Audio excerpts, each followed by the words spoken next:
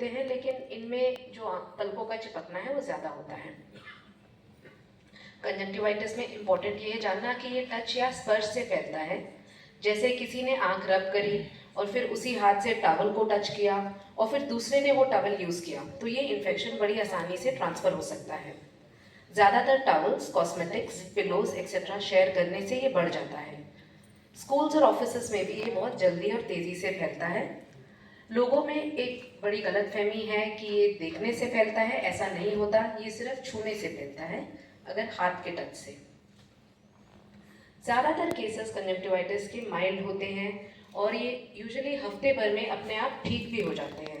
बस थोड़ा सा केयर करना पड़ता है, जैसे कि ठंडी सेकाई, ल्यूब्रिकेंट आई ड्रॉप्स और आंखों का साफ रखना या हाइजीन रखना बहुत ही ज़रूरी है। कंजक्टिवाइटिस दिखने में डरावना लग सकता है, आंख लाल लग सकती है, चिपचिपी हो जाती है, लेकिन आमतौर पर दृष्टि पर इस पर ज़्यादा असर नहीं पड़ता है। सबसे ज़रूरी बात यह है कि केमिस्ट से खुद से कोई भी आई ड्रॉप्स लेके ना डालें, स्पेशली स्टेरॉइड ड्रॉप्स, क्योंकि इससे नुकसान और ज़्यादा हो सकता है। कोई भी आई ड्रॉप्स डालने से पहले अपनी आंखों के डॉक्टर से ज़रूर कंसल्ट करें और तभी डालें। इससे बचने के लिए हमारे पास कई सारे तरीके हैं। सबसे इम्पॉर्टेंट है इसमें हैंड हाइजीन या हाथों की सफाई। हाथ को हमेशा धोइए, जैसे साबुन से धो सकते हैं या फिर स्टेरिलियम से साफ कर सकते हैं, और आंखों को बिल्कुल भी टच ना करें। किसी के साथ अपने टॉवल्स, कॉस्मेटिक्स या पर्सनल आइटम्स ना शेयर करें अगर आपको कंजक्टिवाइटिस हुआ हो, क्योंकि इससे उनको भी फैल सकता है। और अगर आप बाइक या स्कूटी चलाते हो तो गॉगल्स या प्रोटेक्टिव चश्मा पहन के रखें, ताकि धूल मिट्टी और बारिश का पानी आँख में ना जाए। और अगर आप कॉन्टैक्ट लेंस यूज़ करते हैं तो उन्हें इन्फेक्शन के दौरान बिल्कुल भी यूज़ ना करें। एलर्जिक कंजक्टिवाइटिस एक दूसरी बीमारी है जो कि बारिश के मौसम में काफ़ी बढ़ जाती है। ये कंजक्टिवाइटिस जैसा ही लगता है, लेकिन ये इन्फेक्शन नहीं होता। इसमें आंखों में खुजली होती है, आंखों से पानी आता है और लाली होती है, लेकिन ये किसी दूसरे को फैलता नहीं है। ज़्यादातर केसेस डस्ट, पोलन या पोल्यूशन से ट्रिगर होते हैं। हमारे यहाँ नॉर्थ इंडिया में यूजुअली ये स्प्रिंग माने कि मार्च अप्रैल, जबकि पोलन ज़्यादा होता है, या फिर मानसून का टाइम विच इज़ अभी जैसे जुलाई सितंबर के टाइम पे ज़्यादा होता है। इसके अलावा जो ड्राई, डस्टी, सूखे, धूल मिट्टी वाले एरियाज होते हैं वहाँ पे भी ये ज़्यादा इनका इंसिडेंस हो जाता है। एलर्जिक कंजक्टिवाइटिस ज़्यादातर बच्चों और यंग अडल्ट्स में होता है। ये अक्सर स्कूल में जाने वाले जो बच्चे होते हैं उनमें उस एज में स्टार्ट होता है, लेकिन जैसे जैसे एज बढ़ती जाती है सिम्टम्स यूजुअली कम हो जाते हैं। बड़े होने के बाद बहुत ज़्यादा सीवियर एलर्जी केसेस काफ़ी रेयर होते हैं। एलर्जिक कंजक्टिवाइटिस उन लोगों में ज़्यादा होता है जिनको शरीर में और कोई एलर्जी हो, जैसे ब्रोंकियल अस्थमा हो गया, या फिर बार बार छींक आना जैसे एलर्जिक राइनाइटिस, या फिर चमड़ी में कोई एलर्जी हो, उन केसेस में ज़्यादा होता है। इसके अलावा जैसे मैंने बताया आपको, सीजनल वेरिएशन होती है इनमें, जो कि स्प्रिंग और मानसून में काफ़ी ज़्यादा होता है। एलर्जिक कंजक्टिवाइटिस में आंखें अक्सर ऐसी दिखती हैं, जैसे लाली हो सकती है, या पुतली के अराउंड ऐसे वाइट जो डॉट्स है वो दिख सकते हैं। पलक के नीचे लाल काफ़ी बड़े बड़े जो प्रोट्रूजन्स हैं वो दिख सकते हैं। तो ये सारे एक्टिव सीवियर एलर्जिक कंजक्टिवाइटिस के साइंस हैं, और अगर ऐसा कुछ भी हो आपको तो आपको तुरंत डॉक्टर को दिखाना चाहिए। अगर इसका इलाज ढंग से ना किया जाए तो ये काफ़ी कॉम्प्लिकेशंस भी कर सकती हैं। पुतली में कॉम्प्लिकेशंस जैसे स्कार या सफेदी आना, या फिर केरेटोकोनस जिसमें पुतली बहुत ज़्यादा स्टीप हो जाती है, पतली हो जाती है, वो बीमारी भी हो सकती है। एलर्जिक कंजक्टिवाइटिस में सबसे इम्पॉर्टेंट रूल ये है कि आंखों को रब ना करें। अगर आप आई रबिंग करेंगे तो ये एलर्जी बढ़ जाएगी। इसमें इनिशियल स्टेजेस में ठंडी सेकाई कर सकते हैं, उससे काफ़ी रिलीफ मिलता है।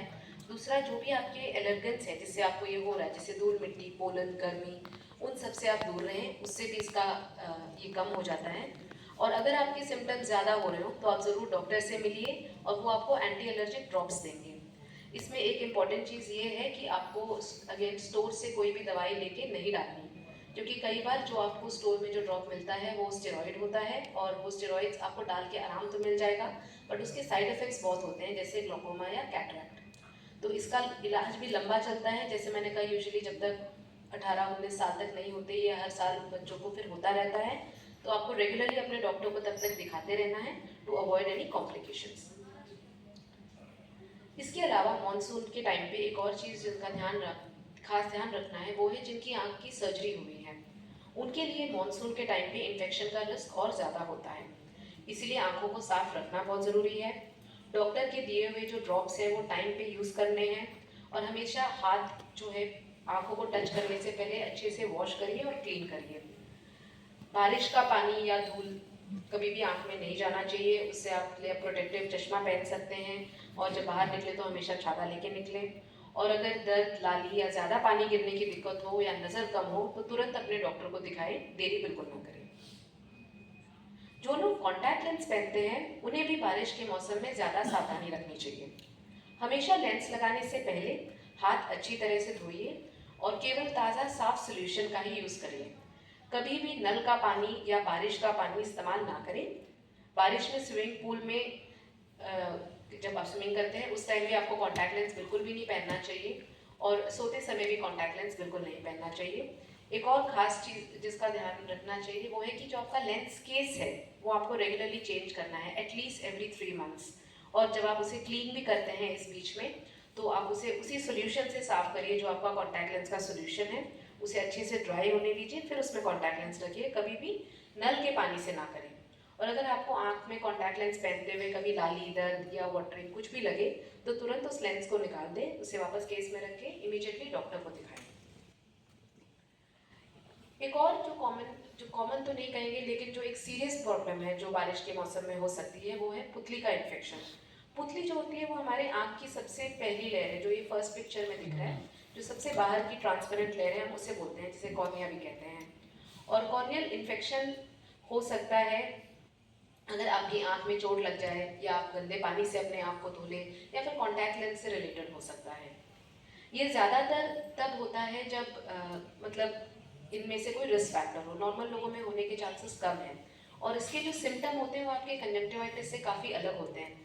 दोनों में आपकी आंखों में लाली होगी, लेकिन जब कॉर्नियल इन्फेक्शन होगा तो दर्द भी ज़्यादा होगा, आपका विजन भी ब्लर होगा, पानी ज़्यादा गिरेगा, और कई बार आपको ये पुतली में कुछ वाइट स्पॉट या कुछ दिख जाएगा जो कि इन्फेक्शन के निशान होते हैं।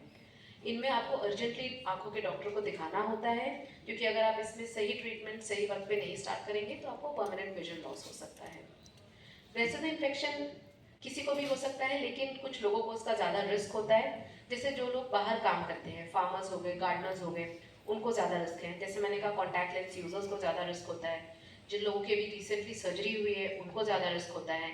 जिनको डायबिटीज़ है या जिनकी इम्यूनिटी नॉर्मल से कम है उनको होता है, या किसी को चोट लग जाए उनको होता है। तो अगर इन इन जो लोगों को रिस्क होता है उनका अगर एक्सपोजर डस्ट, बारिश के पानी या पुअर हाइजीन से हो तो उनमें कॉर्नियल इन्फेक्शन का रिस्क ज़्यादा होता है। तो जो important takeaway from this talk is that जो मानसून के टाइम पे आंखों की प्रॉब्लम्स का जो रिस्क होता है वो थोड़ा ज़्यादा होता है, लेकिन इससे बचाव मुमकिन है। बस सफाई और जागरूकता का ध्यान रखना है। अगर टाइम पे इलाज शुरू किया जाए तो कॉम्प्लिकेशंस ईजिली अवॉइड किए जा सकते हैं।